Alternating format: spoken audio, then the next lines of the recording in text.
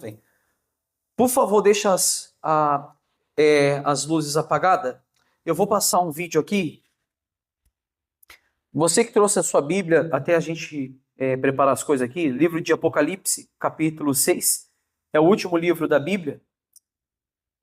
E eu quero passar esse vídeo aqui, você que talvez não pode ver cena, não é bem cena forte, porque o vídeo que eu queria passar mesmo tinha cena forte. Aí eu, acabando, pensei, não vou passar não para não causar problema, né?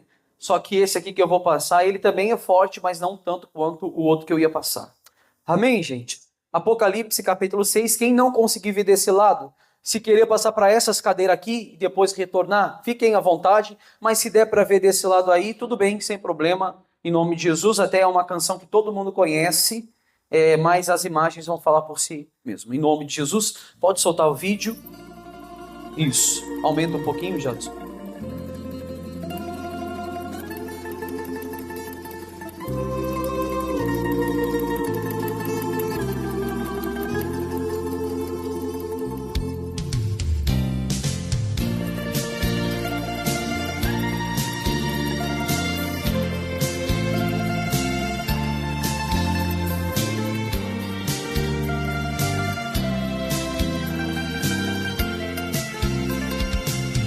Sempre vou lembrar da coragem, do amor, da firmeza e vontade, da fé e devoção,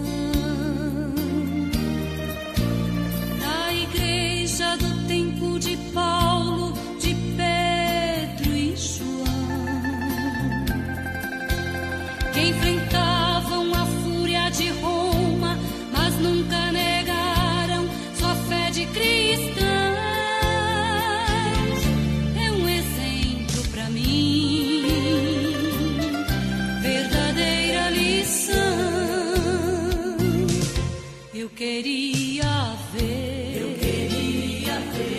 a bravura dos santos em plena arena, enfrentando os leões.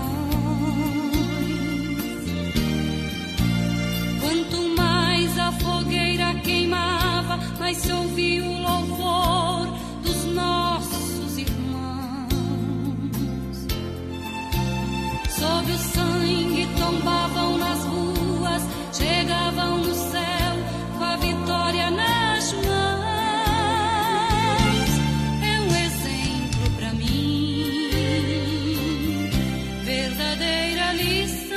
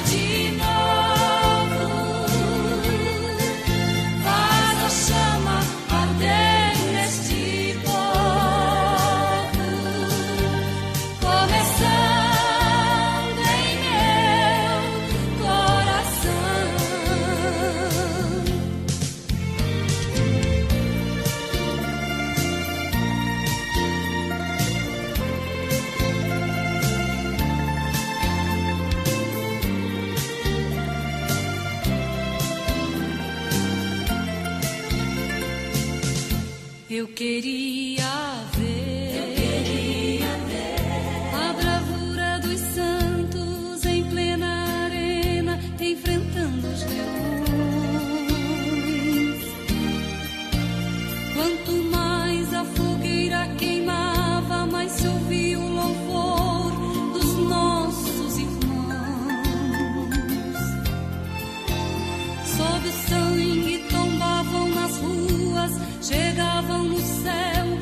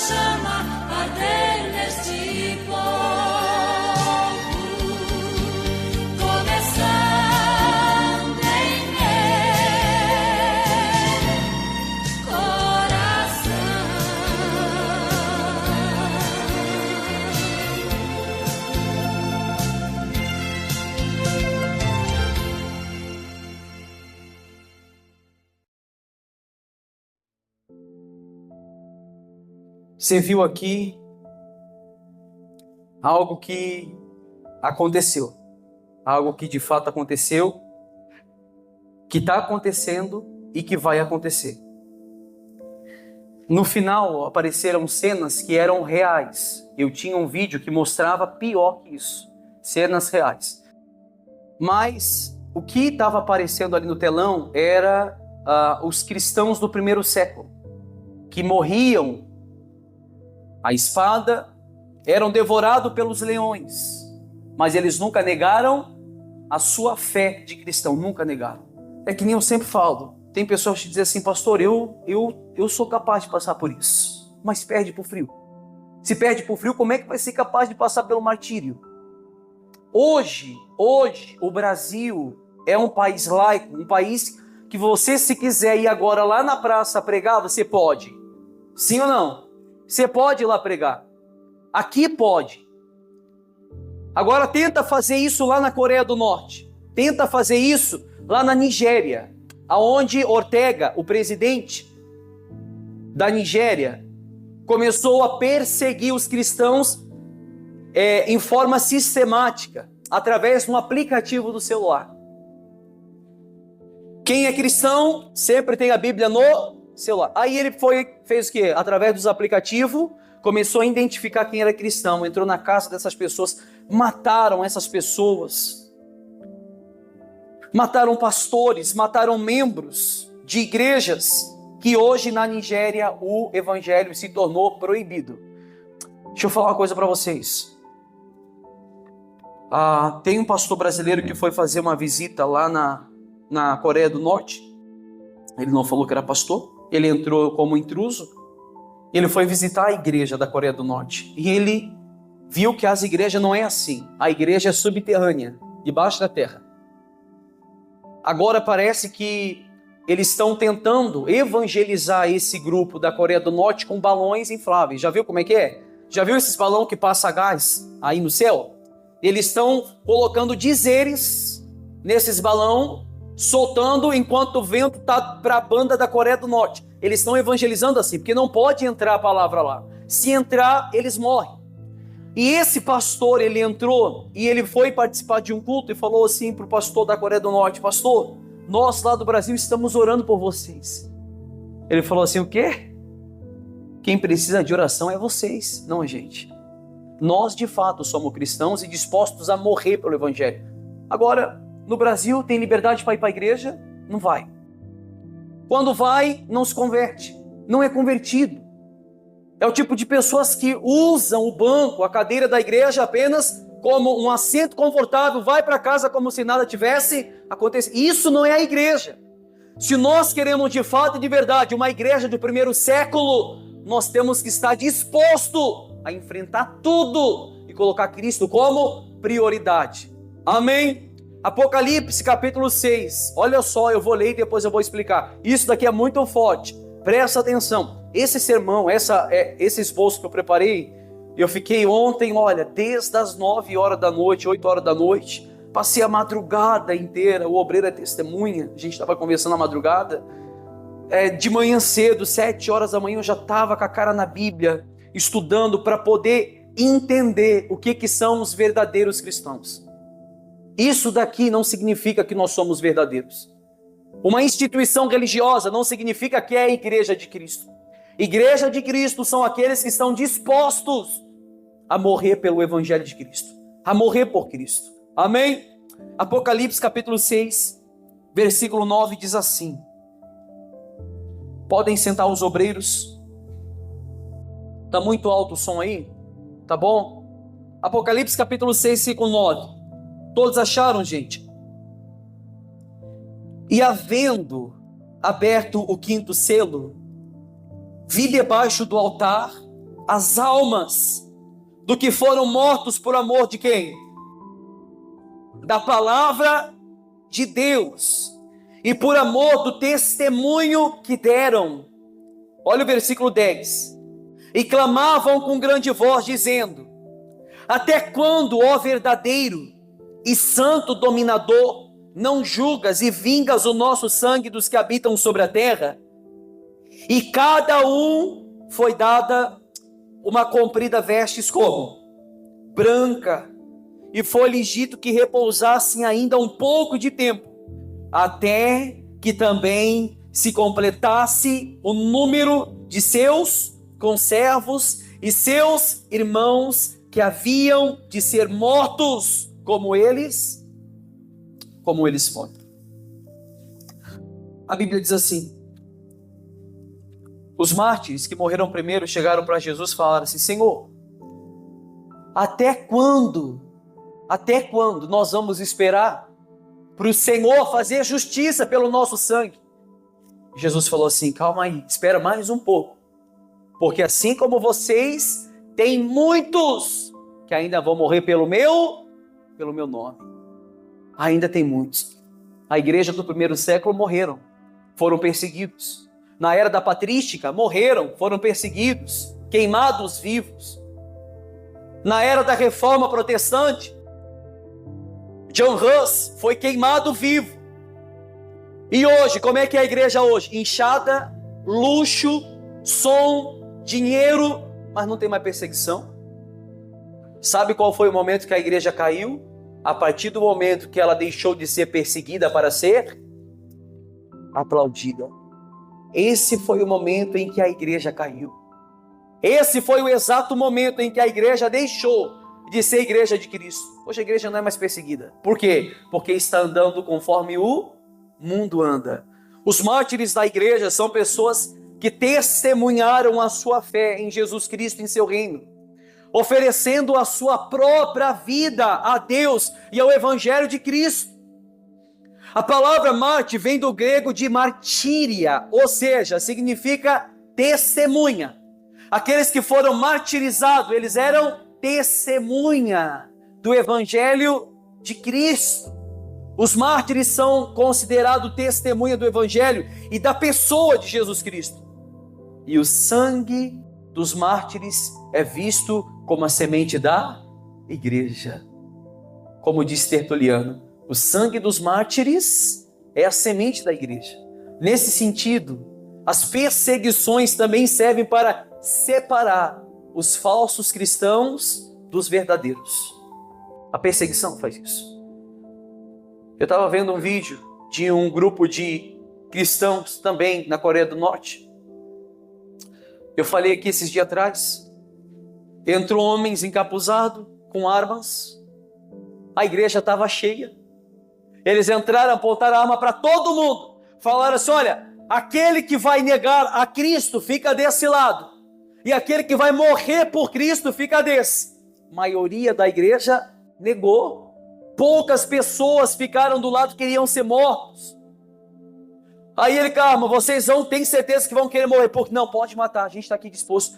E o resto: vem, não fica aí. Daqui a pouco eles tiraram a capa, tiraram a máscara, soltaram as armas, falou assim: agora a gente vai adorar com os verdadeiros. Foram adorar, foram provados. Será que estavam aptos a morrer por Cristo? Não, pastor, eu estou. Isso acontecer na igreja. Estamos? Então, a perseguição, ela serve para separar o verdadeiro cristão dos falsos. Diante das perseguições, os crentes hipócritas, eles recuam, porque a sua fé nominal se apaga. É tipo uma fé palha, pegou fogo, se acabou. Passou uma prova, desistiu. Pastor falou alguma coisa que não gostou, saiu da igreja. Olhou atravessado para o irmão da igreja, já não vou mais para lá. É como diz o ditado: antigamente os pastores da igreja primitiva pregavam contra o pecado e as pessoas mudavam de vida. No dia de hoje, se prega contra o pecado, as pessoas mudam de igreja. Não gostam mais. Olha a diferença de uma igreja que honrava com os princípios bíblicos para uma igreja contemporânea dos dias de hoje. Por outro lado, diante das perseguições, os crentes verdadeiros, eles avançavam, porque a sua fé genuína brilha ainda mais sobre a luz de Cristo. Mas na providência de Deus, a perseguição aos cristãos também possui um resultado positivo para a igreja. A perseguição era boa acontecer. Por mais estranho que pareça ser, os períodos em que a igreja mais cresceu foram justamente aqueles períodos marcados pelas intensas perseguições. Jesus vem, instaura o seu reino, chama os 12, passa a tarefa da grande comissão para eles, eles saem até os confins da terra pregando o evangelho. Pregaram na Judéia, pregaram em Jerusalém. Jesus morre, foi martirizado. Aí os 12 que estavam a favor do evangelho começam a pregar só em Jerusalém. Mas a Bíblia manda ele sair até os confins da terra. A Bíblia diz que um certo rapaz chamado Estevão, um jovem, cheio do Espírito Santo, cheio de sabedoria, cheio de poder e autoridade, chegou num concílio religioso, sacerdotal judaico, começou a expor ali tudo aquilo que o judaísmo fez com Cristo. Mataram a Cristo, o autor da vida. Estevão falava assim, porque o Deus Altíssimo não habita em templo feito pelas mãos. Ah, meu amigo, quer falar para um religioso isso? É você arrumar uma briga. Ele não habita nisso aqui não, tá? Porque você for para casa vai ficar tudo igual, tudo normal, não vai ter diferença nenhuma. Espírito Santo não habita aqui, habita aqui. Amém? Habita dentro da gente. Estevão falou isso. Não é sobre o templo, é sobre eu. Não é sobre a estrutura, é sobre eu ser a casa de Deus. Estevão falou assim, não adianta toda a prática religiosa, não adianta vocês levar em consideração toda a lei, enquanto que os argumentos de vocês são sobre cerimônia, a própria lua, as próprias festas do Shabat. Tudo isso era sombra que voltava para a pessoa de Cristo. Estevão mostrava essa realidade. Só que quando Estevão terminou de falar, aplaudiram ele. Levaram para fora e começaram o quê? Apedrejar Estevão. Mataram Estevão apedrejado. A Bíblia diz que Estevão de joelhos olha para o céu e diz, eis que eu vejo os céus abertos e a destra do Deus Todo-Poderoso, Filho do Homem. Estava lá, Estevão de joelho, olhava para o céu, via Jesus, meu Deus do céu. Ele pronto para ser recebido no alto.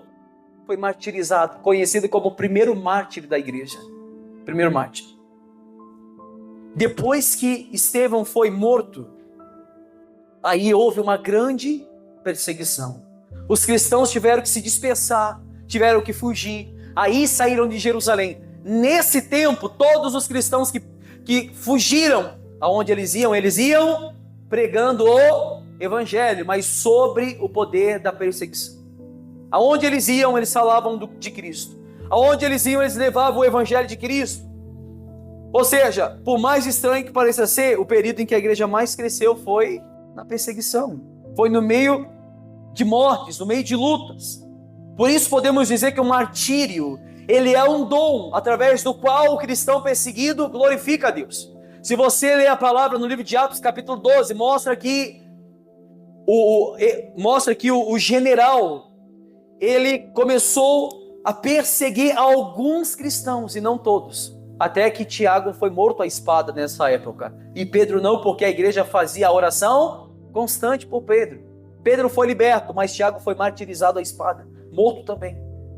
Inácio de Antioquia, um pai da igreja, tinha essa consciência quando declarou, sou trigo de Deus, e os dentes das feras hão de moer-me, para que eu possa ser oferecido como limpo pão de Cristo. Quando ele estava sendo entregue ao martírio, quando ele estava sendo entregue para que as feras pudessem moê-lo, ele falava, eu sou trigo de Deus, e os dentes das feras hão de moer-me, ao ponto de eu ser oferecido a Deus como um pão limpo. Atualmente, milhares de cristãos são feridos, são presos, são mortos por causa da sua fé em países comunistas e muçulmanos. O nosso Senhor Jesus nos alertou que a gente seria perseguido e mortos por anunciar esse evangelho. Se você lê em Mateus capítulo 5, versículo 10, Jesus diz assim que bem-aventurados que sofrem perseguição por causa da justiça, porque dele é o reino dos céus. Dele é o reino dos céus. Mateus capítulo 24, versículo 9 diz, então vos hão de entregar para serdes atormentados e matar-vos-ão e sereis odiados por todas as nações por causa do meu nome, por causa do meu nome, por causa do testemunho que vocês vão dar ao meu respeito. Desde a primeira perseguição que foi por Estevão até o dia de hoje, milhares de cristãos são brutalmente espancados, torturados, mortos por não negarem a sua fé em quem? Em Cristo Jesus. Os primeiros 3 séculos do cristianismo foram marcados pela expansão da pregação do evangelho aos diferentes povos, com inúmeras conversões e o surgimento das novas comunidades. Ou seja, em cada cidade estava aparecendo uma comunidade cristã. Em cada lugar, os cristãos, de fato, de verdade, estavam se identificando como mártires verdadeiros. Não, estamos aqui, se for para morrer, vamos morrer. Não importa o que aconteça, porque para nós morrer é Cristo. Para nós morrer é lucro, viver é Cristo. Então, se nós estamos vivendo para Cristo, não importa o que aconteça. A morte vai ser a única aliança que vai nos ligar com o nosso Criador. A própria palavra de Deus fala, Paulo fala aos Romanos capítulo 8, que nem a morte, nem a vida, nem os principados, nem a potestade, nem a espada, nem a fome, nem a nudez, nada poderá nos separar do amor de Cristo Jesus, nada. Não pode nos separar. Além do anúncio da palavra, o desenvolvimento da igreja primitiva também se deve em grande parte do sangue derramado por muitos cristãos em meias perseguições. A igreja naquele tempo era assim. Estão sendo mortos? Não, vamos recuar. Não é assim não. Estão sendo mortos? Aí que a gente vai crescer mais. Estão sendo torturados? Aí que eles vão ver o poder da igreja. Chegou o momento da igreja não ser mais perseguida, porque os imperadores falavam assim, peraí, que coisa é essa? Que maluquice é essa? Quanto mais a gente persegue, quanto mais a gente mata, quanto mais a gente tortura, mais eles crescem. Pararam de perseguir. Por isso que eu estou falando, a igreja parou de crescer a partir do momento que ela deixou de ser perseguida para ser aplaudida.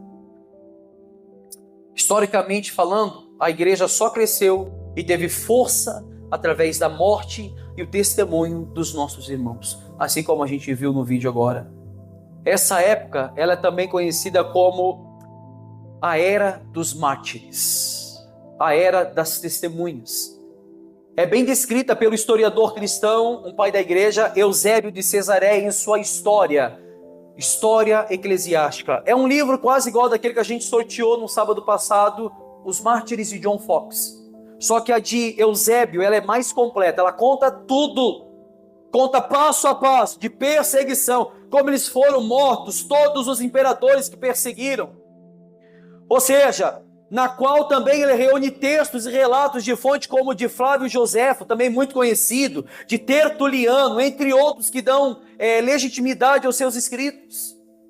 Nesses textos, o martírio é apresentado como um modelo de fé, a ser seguido por todos os cristãos da época e também até os dias de hoje.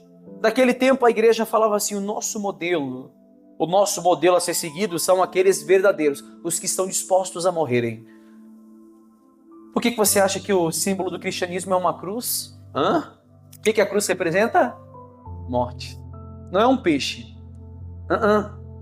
Não é uma pombinha. Não, nada disso. Não é um livro aberto. Não, o símbolo do cristianismo é uma cruz. Símbolo de morte. Símbolo de tormento. Símbolo de dor. Ou seja, essas fontes mostram que no final do século I, o avanço dessa nova religião, ou seja, do cristianismo, chamou a atenção das autoridades civis e religiosas. Por isso o cristianismo foi declarado uma religião ilícita e perniciosa, obscura, inimiga da luz, entre outros adjetivos. Porque o romanismo, se você naquele tempo entendesse sobre a cultura romana, cada lugar que eles iam, existia um Deus. Deus Atenas, deusa Diana, a deusa Íris. Todo lugar que eles iam, eles adoravam um Deus diferente. E eles viam que os cristãos não tinham isso. Os cristãos não tinham algo para tocar, algo para se dobrar. Não, eles adoravam exclusivamente aquele que era digno de ser adorado. Amém? Ou seja, Por isso que o cristianismo ele foi declarado uma religião ilícita, porque os cristãos não faziam isso. A igreja de Cristo assim também estava fora da legalidade, perseguida e considerado o mais perigoso inimigo do Império Romano. A igreja cristã naquele tempo era considerado inimigo do império, inimigo, pois concorria com o culto ao imperador, que era o símbolo e o instrumento da força do império, a força maior. Nero naquele tempo tinha que ser adorado, tinha que queimar incenso para Nero. Os cristãos não faziam isso. Então o imperador ele entendia que os cristãos eram rebeldes, entre aspas.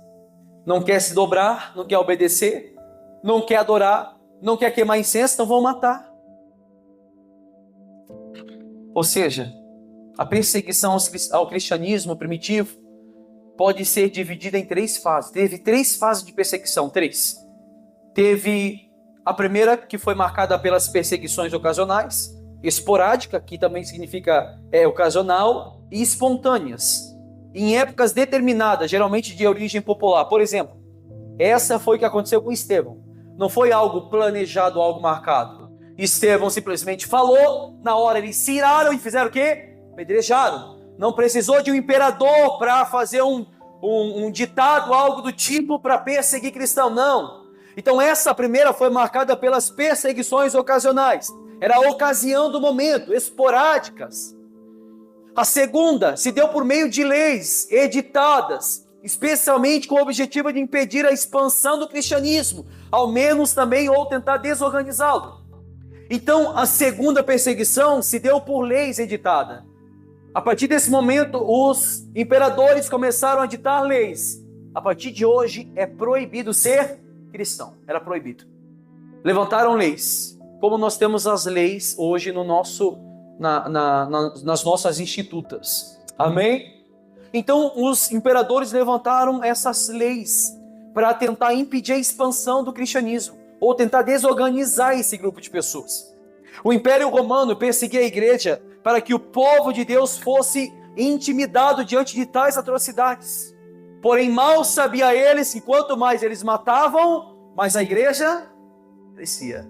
Quanto mais eles perseguiam, mais a igreja se expandia. Já na terceira fase, predominaram as perseguições sistematizadas e generalizadas por todo o Império Romano. Aí que o negócio ficou feio. Aí já era sistematizado. Aí o governo começou a gastar dinheiro, investir dinheiro para perseguir cristãos. Aí começaram a criar formas de tortura para os cristãos. O soldado era colocado na rua para perseguir cristãos. Somente no ano de 313, com o famoso Edito de Milão, o imperador Constantino deu ao cristianismo a liberdade para viver e conviver com o império. Se você estudar a história da igreja, você vai ver que o imperador Constantino, ao sair para a guerra, diz a história que quando ele vai sair para a guerra, ele olha e vê que o que ele tinha de pessoas para a guerra não era o suficiente. A guerra dele estava perdida. Ele não sabia o que fazer. Diz a história que ele olha para o céu e vê um sinal. Jesus dando um sinal para ele. Quando ele olha para o céu, tinha um sinal do quê? Da cruz. E ele diz que houve uma voz dizendo do alto: sobre esse sinal vencerás o inimigo. Então Constantino pega todos os seus soldados, todos eles com o seu escudo, começam a marcar nos seus escudos uma cruz. Já viu que a maioria dos escudos aí de gladiadores tem uma cruz? Tiraram daí. A cruz malta. Aí vai Constantino para a guerra e Constantino vence a guerra. A partir desse momento, Constantino deixa de perseguir a igreja e torna o cristianismo como a religião oficial do Império Romano. Nesse momento, a igreja caiu. Acabou a igreja verdadeira, porque não tinha mais perseguição, o império estava do lado deles. A história diz que Constantino virou chefe de estado e chefe da igreja. Ele comandava a igreja. Aí colocava os cristãos em posição de adoração aos deuses pagãos, porque se não adorar, vai ter perseguição de novo. E alguns cristãos acabaram fazendo o quê? Então, já que a igreja tem liberdade para pregar, por mais que a gente vai adorar, nós vamos pregar também. Eles entendiam dessa forma. Agora, vamos a algumas formas em que cristãos... Eu queria passar no telão, mas é como eu falei, são imagens fortes, eu deixei de passar, mas eu vou falar como que era. Se você pesquisar na internet, você vai ver. Eu vou falar algumas formas em que cristãos do primeiro século eram mortos. Alguns do primeiro século eram assados vivos. Mais conhecido por sua morte do que por seu ministério, em sua vida, São Lourenço atuou em Roma durante a perseguição aos cristãos. E após a decapitação do Papa Sisto II, o imperador romano Valeriano exigiu que a igreja entregasse as riquezas ao Estado. Então São Lourenço, que era praticamente entre aspas, um pai da igreja, ele levou os fiéis pobres até o imperador, dizendo que o dízimo era dividido entre eles. Então, o governo falou assim, olha, pega esse pastor, esse padre, ou esse papa, seja quem for, traz ele, porque a gente tem que ver o que eles estão fazendo com esses cristãos e com o dinheiro. Ele pega e diz que todo o dízimo que ele tinha, ele repartia com os cristãos da sua igreja, levou todos os cristãos. Como castigo, que aquela coisa, né, sistematizado. Queriam perseguir, criavam... Alguém já estudou sobre o Holocausto como é que é o nome do camarada lá? O alemão? Hitler. Já estudaram lá o Holocausto? Sabia como Hitler conseguiu perseguir os judeus e cristãos? Já foi no hospital? Chegando no hospital, você já viu o que a mulher do hospital pergunta para você? Qual é a sua religião? Através dessas carteirinhas, Hitler começou a perseguir os cristãos. Sistematizou. Conseguiu matar cristão em massa. Você vai no hospital hoje, está lá. Tal fulano, evangelho. Que eu não gosto de usar esse termo, evangelho. Cristão. Amém? Cristão. Seguidores de Jesus Cristo. Se você for hoje, vão perguntar que religião você é. Cristo tem um propósito nisso. Por isso que eu estou falando. A igreja foi perseguida, a igreja está sendo perseguida e ainda vai ser perseguida. Amém? Então, aqueles cristãos, São Lourenço, ele levou os fiéis pobres até o imperador, dizendo que o dízimo era dividido entre eles. Como castigo, ele foi colocado sobre uma grelha e queimado vivo sobre um braseiro ardente. Queimado vivo. Outro modo que o império usava para atormentar os cristãos era ser arrastados. Marcos fundou a igreja cristã em Alexandria e pregou para as massas, afirmando que eles deveriam desistir de seus deuses e as suas deusas egípcias. Então Marcos, ele começou a pregar em Alexandria. Imagina a guerra, que lá em Alexandria, Atenas, praticamente a idolatria era tão grande que quando Paulo foi visitar Atenas, Paulo diz assim, que cada lugar que ele ia existia o quê? Um altar para deuses diferentes. Aí ele chega num altar e diz assim, estava escrito lá, ao Deus desconhecido. Paulo chama ele e fala assim, é esse aqui que vocês têm que adorar, o Deus desconhecido. Não se sabe ao certo quantas pessoas Marcos conseguiu converter, antes que uma multidão enfurecida o pendurasse, prendesse em uma corda e o amarrasse e arrastasse ele por 2 dias seguidos. Marcos, está escrito na Bíblia. Mateus, Marcos, um discípulo. Pegaram ele e amarraram ele numa corda, amarraram atrás de um cavalo. Durante 2 dias o cavalo correndo e o corpo de Marcos e o quê? Ia no chão, se decompondo. Ou seja, mesmo após a sua morte, o corpo continuou sendo levado até os seus ossos ficaram expostos, até os ossos de Marcos. Outra forma que o império fazia para matar os cristãos, ter a pele dessas pessoas removidas. Os carrascos. Se você pega aqui a pelezinha da sua unha, dói? Dói? Não dói. Ter a pele removida causa uma dor tão insuportável que, inevitavelmente, as vítimas poderiam desmaiar durante o processo. Elas desmaiavam. Para evitar isso, elas eram penduradas de cabeça para baixo, para o sangue ir até o cérebro, para que elas pudessem ter fluxo de sangue, para deixar essas pessoas conscientes, sentindo dor. Porque se elas desmaiassem, não sentia mais nada. Mas eles eram tão diabólicos, que conforme eles pegavam uma faquinha, tiravam um pedaço da pele e ia puxando a pele do corpo todo, a pessoa quase desmaiava. Eles botavam a pessoa de cabeça para baixo, para o sangue para a cabeça, para a pessoa não desmaiar. Então eles arrancavam toda a pele do corpo da pessoa. Por ser algo difícil de se fazer, os torturadores cortavam as peles em tiras. Pegavam um pedaço, cortava. Pegava outro pedaço, cortava. Pegava outro pedaço, cortava. Isso com auxílio só de uma faca. Somente uma faca.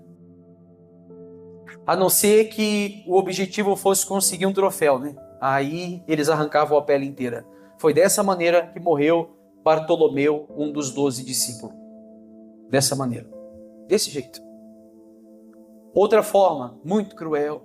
Eles tinham as suas entranhas, comida pelos porcos. Por volta do ano 363, uma punição chocante era utilizada nas vítimas. Era arrastada, tinha a barriga aberta e preenchida com milho. Pastor, o que é isso? Cortavam, abriam a barriga das pessoas, colocavam um grão de milhos. Em seguida, porcos eram deixados ali em cima dessas pessoas, para que comessem os grãos, e também chegava um momento que eles comiam as entranhas das pessoas. Devoravam as pessoas por dentro. As pessoas iam morrendo aos poucos. Iam morrendo aos poucos. Vocês estão entendendo, pessoal? Cuidado para não dormir, gente, porque a gente se esforça aí para trazer um sermão cristão.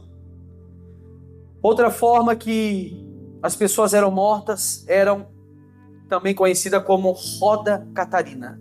Essa aqui, conhecido como roda catarina ou roda de despedaçamento. Esse era um método terrivelmente doloroso, em que a vítima era amarrada a um círculo de madeira. Tinha um círculo de madeira, ele era amarrado no círculo, vinham os carrascos, pegavam os martelos e começavam com aqueles martelos pesados a quebrar todos os ossos dessas pessoas. Quebrava os ossos dessas pessoas. Ou seja, pegavam uma marreta para quebrar tudo dos cristãos, dos acusados. A vítima era deixada nessa condição ali, toda quebrada, morrendo, o que poderia levar até 3 dias para ela morrer. Até 3 dias. Vários métodos brutais de execução foram feitos para matar os cristãos. A violência nos jogos de morte na arena era um espetáculo celebrado pelos romanos. Isso aí era um espetáculo para eles. Você viu aqui, os cristãos sendo mortos, foi assim que aconteceu. Os cristãos sendo mortos, e a plateia o quê? Ria, aplaudia, se levantava para ver. No entanto, quando se tratava dos cristãos, os métodos de execução se tornavam particularmente brutais. Era a forma mais brutal de matar alguém, é quando sabia que era o quê? Cristão. É cristão, então vamos torturar mesmo. Como a crucificação era um método de execução extremamente doloroso e degradante. Imagina, fica pendurado numa haste, fica pendurado. Daqui a pouco o braço começa a cansar, daqui a pouco o peso começa a fechar o tórax. Aí começa a ficar sem ar, a dor começa a tomar conta. Era assim que era feito. Entre os métodos de morte mais cruéis conhecida, destacavam também naquele tempo o desmembramento. Isso aqui, eu estava vendo como eles faziam com os cristãos. Estava vendo em cena real, real mesmo. Hoje não existe mais esses vídeos. Eu tinha tudo isso. O pessoal na Síria filmava, postava no canal deles e falava assim, é assim que a gente faz com os cristãos. Viu lá no retrasado que os sírios ameaçou o Brasil de matar os cristãos aqui? Alguém viu? Passou até no jornal? Passou no Jornal Nacional. O Estado Islâmico ameaçou o Brasil, dizendo assim, vocês são os próximos. Aí parece que fizeram uma base islâmica em São Paulo. Em cada estado está tendo uma base islâmica aí. Viram? Alguém viu? Ou seja, tudo conforme o que a Bíblia está falando. Nesse desmembramento, alguns cristãos foram condenados a serem cortados em 4 partes. Uma punição dada àqueles que consideravam traidores. Eles achavam que os cristãos eram traidores porque não adoravam os seus deuses. Nesse método, 4 cavalos, um amarrado com corda na perna, outro na outra perna, outro no outro braço e outro no outro braço. O cara era deitado, aí um cavalo ficava ali, outro aqui, outro aqui. Pegava os cavalos mais robustos, mais velozes, amarrava em cada parte do corpo e aí batia com o chicote nos cavalos, os cavalos corriam, quando corria, cortava a pessoa no meio. Cortava essas pessoas no meio. Ou seja, atrocidades que a gente não vê na igreja brasileira, mas está acontecendo. Está acontecendo na Nigéria, está acontecendo na Coreia do Norte, está acontecendo em algumas partes da China, está acontecendo na África do Sul.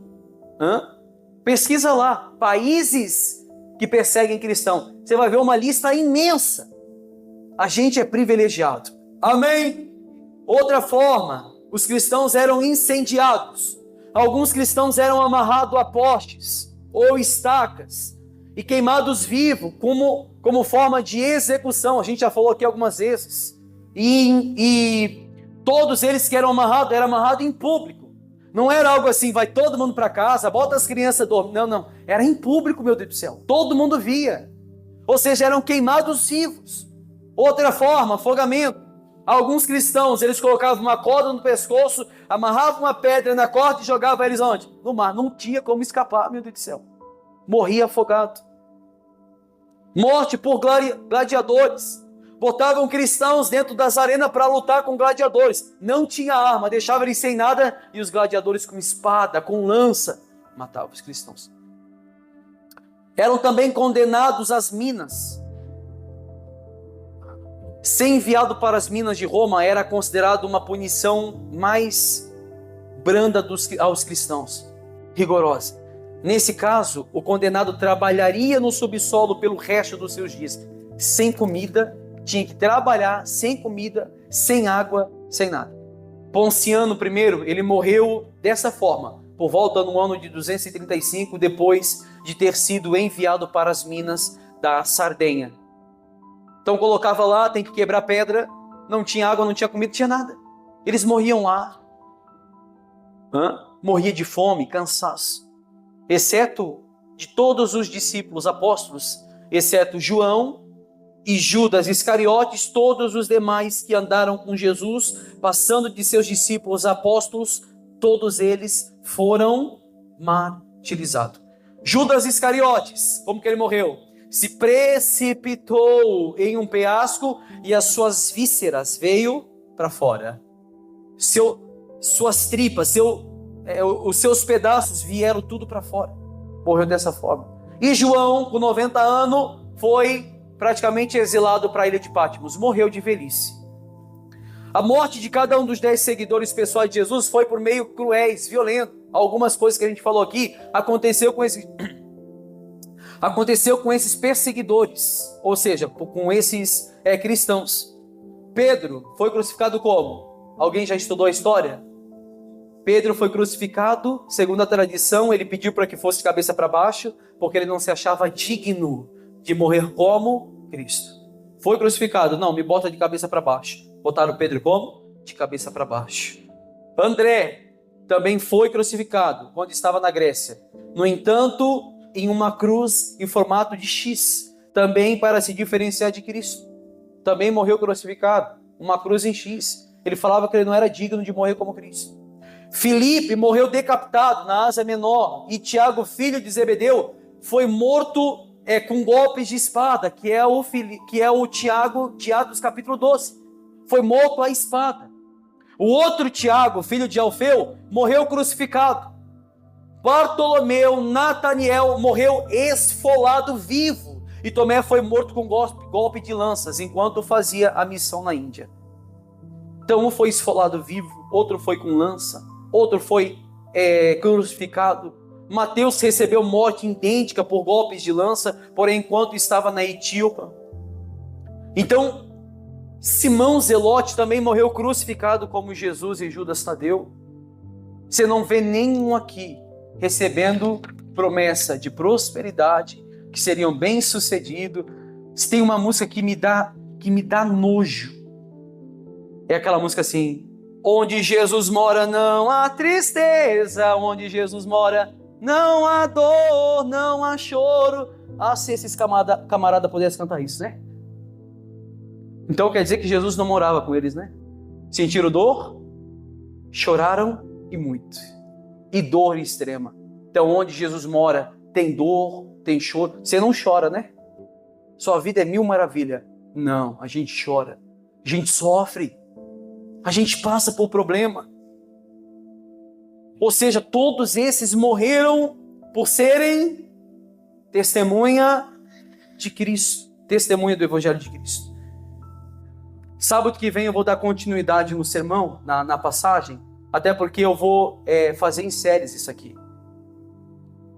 A igreja cristã, você tem que entender que a igreja de Jesus Cristo, ela é uma igreja que não teve ouro, não teve prata, não teve aplausos, não teve nada disso. Teve perseguição, teve morte, teve escárnio, teve vergonha, teve tudo isso.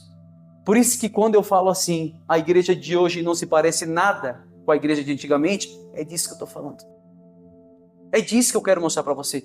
Quando eu falo para vocês que a igreja que nós queremos reatar é a igreja do tempo de Paulo, de Pedro e João, é a igreja que está disposta a tudo, passar por tudo.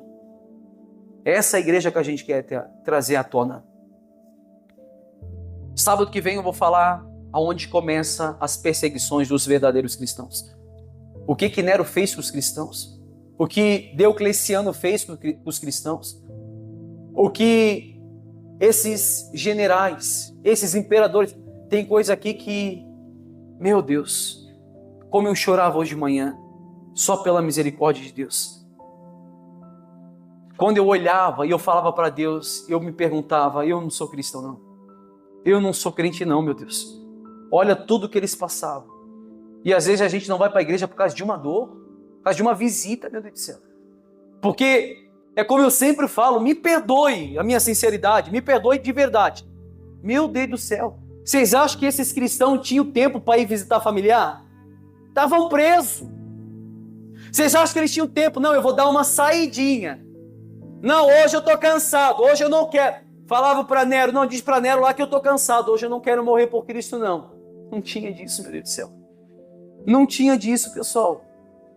Por isso que eu falo que nós somos a pior geração de cristãos de todos os tempos. Não tem. Você pode ver, a gente arruma desculpa para tudo. Aliás, a gente consegue arrumar força para tudo, mas desculpa para a igreja é quase todo dia. É quase todo dia. Graças a Deus pelos verdadeiros aqui de dentro. Amém? Graças a Deus pela vida daqueles que se esforçam, aqueles que lutam, aqueles que estão aqui, independente de situação, independente de circunstância, independente do que tem passado, estão passando, não importa. Ele fala como disse Paulo, para mim o morrer é o quê? É lucro. O viver é Cristo. Se for para mim morrer, não estou nem aí, eu sei para onde eu vou. Para muitos aqui, graças a Deus, é assim. Então, para que não continue ficando muito cansativo o esboço, a gente vai continuar no sábado que vem. Amém? Fique de pé, em nome de Jesus.